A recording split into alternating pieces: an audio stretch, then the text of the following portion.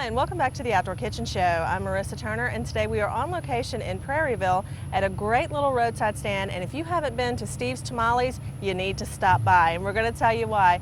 We're here with owner Sam Orman, and Sam, this was your dad's recipe. Your dad was Steve, right? My dad was Steve, yes ma'am.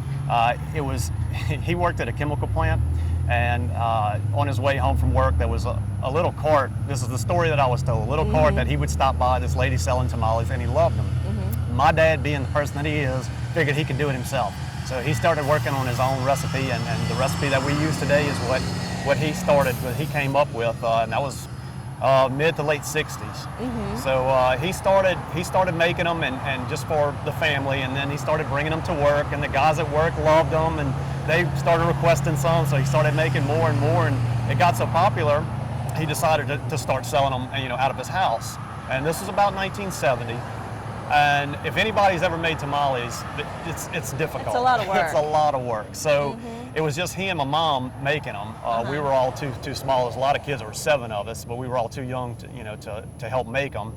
But he did it. They did it. They made tamales and sold them out of his house, but he just couldn't keep up with the demand. People were coming, buying them, and he just couldn't keep up with it. He was trying to hold down a full-time job, taking care of 7 kids. And it's like, wait, this isn't fun anymore. It's like, forget it. So he totally quit selling them, but we still wanted to make them because we loved them. We still wanted to make them for the family. So once a year around Thanksgiving, as we got older, we'd all get together and we'd make a huge batch, around 70 dozen or so. Wow. And that would be our Christmas dinner. Oh, So excellent. our Christmas dinner was hot tamales every year, all my life. Well, that's a great tradition. So we did that, every year. That's what we did. He passed away in 2001, and we kind of quit doing it. We stopped doing it for a while. But my sister, she said, we need to start making these tamales again. So she got us all back together. We started making them. We did them again for Thanksgiving, made them, and had our Christmas dinner with tamales. And a few of us got together and said, we should really try to sell these again. Since there's more of us, we can do it. So we did it, and without knowing anything, you get into a business, you have no idea what it entails. Right. It was a lot more than we actually thought, but it's been a lot of fun. I mean, it's kind of took off on us. We're doing really well, and we're having a lot of fun doing it. Well, that's so awesome that it's also all in the family and everything else, And you're in a great little spot right here in Prairieville. You can always find his yellow trailer right here. Now, how do you go about doing things? Now, you've got a great trailer. I mean, we'll see the inside of it here in just a second. But you've got a little screen porch on the side where you kind of do some of the cooking and everything. Do you cook everything on site? What we do is we prepare the tamales ahead of time. They have to be done.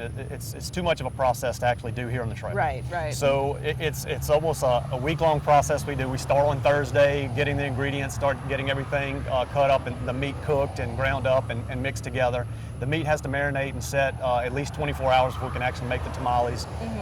So we usually make the tamales around Tuesday and Wednesday. Usually on Tuesday and Wednesday, I'll make tamales. I can make about 200 dozen, wow. 240 dozen. All hand rolled and everything? We have a tamale press that we use. Okay, that makes it a lot easier. Yeah, it makes it a lot easier. Well, there's no other way to do that many hand rolling, because that's how we did it growing up, and it's impossible. Yeah, that's a lot of work. So we do have a press. It's all the same exact recipe that we always use, but we just use the tamale press instead of hand rolling. They are hand rolled in corn husk, though. Right. So that's really now that is the hardest process is having to actually roll every tamale in the corn husk. But we've tried it, doing it different ways, and it's just not the same. It's some of the texture, the taste of it in the corn husk is what makes it tamale. So usually on Tuesdays and Wednesdays we do that, and we freeze the tamales.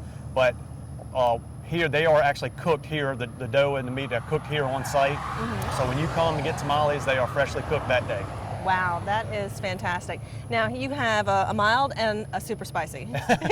Basically, yeah. The mild is a little nice. Spicy. The spicy is, what I tell people, they're pretty spicy. Yeah, they're like Cajun version spicy, okay? So don't think that you're going to get, like you said, Popeye spicy. Exactly. No, it's really spicy. Now they're very, very good, but you got to have your mouth prepared for that kind of heat. Now the mild has a nice bite to it too, and we love them, but even Sean loves them. I mean, the mild isn't like too spicy at all. Yeah, it's right. perfect. Yeah.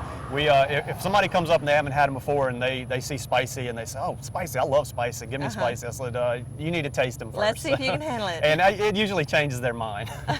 Well, some people can handle that really, really good spice, and you know, the dough kind of helps with that and everything, but yeah, the mild to me are the absolute best. And that's actually why we're here today, because Franklin had stopped by one day and picked up some tamales. He said, you know what, this guy had a great story, and he has some great tamales. So here we are here in front of his trailer on Airline Hwy in Prairieville, right here at the intersection of 73 across from the bank.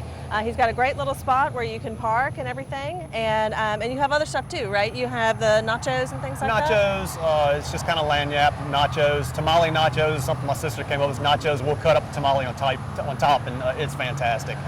Frito pie that you know, like you used to get at the ballpark. I have homemade chili. It's my recipe that I came up with. It's usually, people really like it, so I started selling that. Tamale pie is great.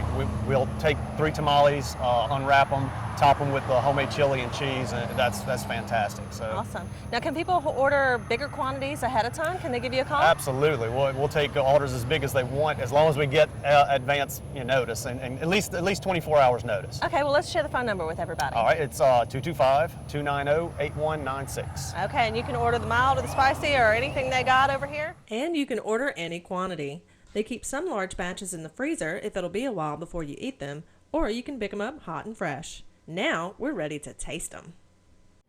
All right, now the one thing about tamales that everybody is worried about is, okay, is it good? Of course. Now we're going to show you how good it is, but also they're not greasy, they're not too dry, and they're not gristly in the middle either. So as he said, they hand roll these in the husks after using the tamale press.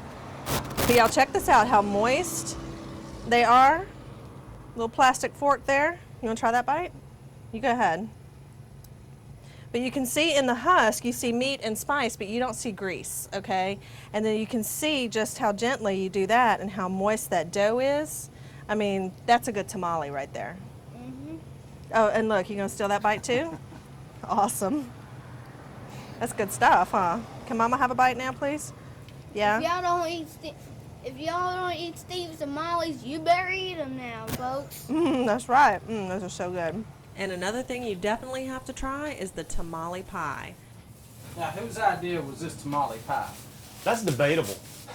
It seemed like 3 of us said that was our idea. It was his. Was it mine? Yeah. I don't remember. It's like we kind of talked about it. And Now, a tamale pie is kind of like a Frito pie. They unroll 3 of the homemade tamales, and then they top it with Sam's special recipe of chili and then a ton of this melted cheese.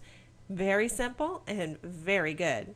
Now, if you want to pick up a tamale pie, make sure you just stop by the trailer. It is on Airline Hwy in Prairieville, right at 73, and they have hot and fresh tamales every day. Now, their hours do change up because they're a mom and pop business, so call ahead if you want to, or just stop by when you see that yellow trailer on Airline Hwy. Come on down to Steve's Tamales, people. That's good, huh? Look, you ate almost the whole thing. Okay, I'm gonna eat the rest of this part. Stay tuned. When we come back, we'll be at Halftime Wingery.